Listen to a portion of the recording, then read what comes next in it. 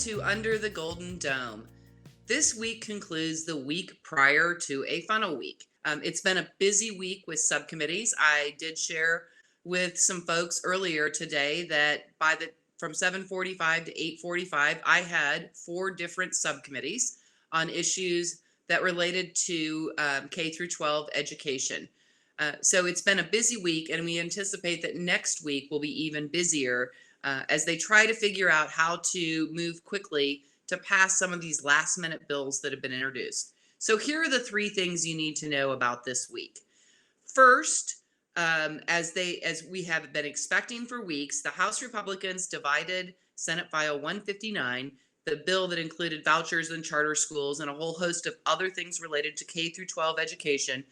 They divided that into 3 separate bills. House Study Bill 240, which I call the Everything But Vouchers and Charter Schools bill, House Study Bill 242, which includes charters, and House Study Bill 243, which includes vouchers. Now, just because these bills were all introduced in the form that they passed the Senate doesn't mean that they're about to become law. They are doing this to do their due diligence and have the discussion, but we continue to be very confident that vouchers are not going to move forward. Even if vouchers do not move forward out of the House Education Committee this week, they are going to have subcommittees on all of those 3 bills.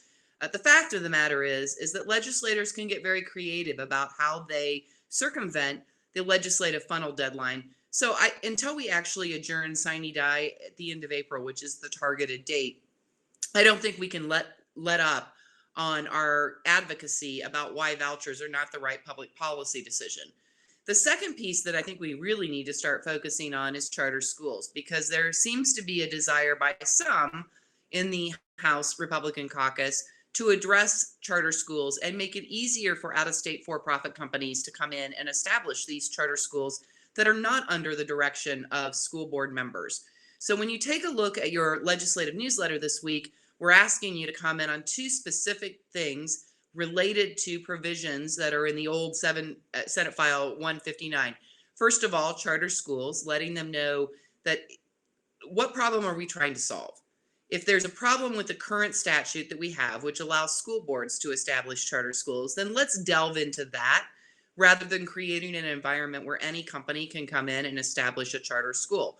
The second thing is in that Everything But the Kitchen Sink Vouchers and Charters bill that I referenced earlier, House Study Bill 240, that would require the DE to set up a mandated statewide data collection system that basically duplicates what we're already doing at the state level. That is the main provision in House Study Bill 240 that we're focusing on. And again, in your newsletter, you'll see a request for you to contact legislators and talk about why this isn't the approach to solve whatever the perceived problem is.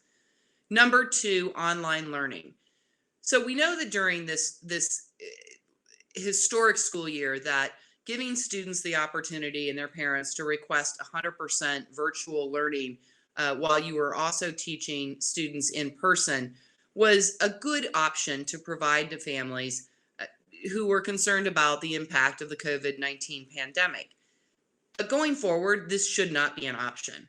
We have a bill that came out of Senate Education this week that essentially says that the parents should not have the expectation that a school district must provide 100% virtual option to their student unless they enroll in one of the approved virtual academies, which include ones that are run by school districts, as well as the K-12 Inc. that is partnered with Cam, Clayton, Ridge school districts in Iowa. This bill is really important to make sure that parents understand that the normal course of instruction is in person. The other positive thing in that bill is that it will allow school districts to count up to 5 days in which the building was shut down due to inclement weather toward their total instruction hours or days, depending on what you use. This is probably one of the benefits that we've seen from providing virtual learning during the pandemic, is that we realize that we can provide it to mitigate the impact that school days have on the school calendar. So that's a really positive change.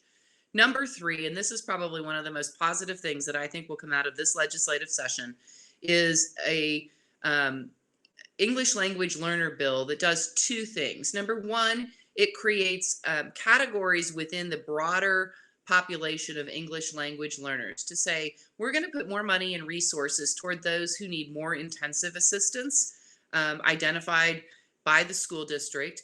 It also slightly increases the weighting that will be provided. And both the House Education Committee has approved this bill, and I anticipate the Senate Education Committee will approve the similar bill next week. This is a really good step to trying to help some of those students that are most challenged because they come into our system not understanding English and many times not even being literate in their own language.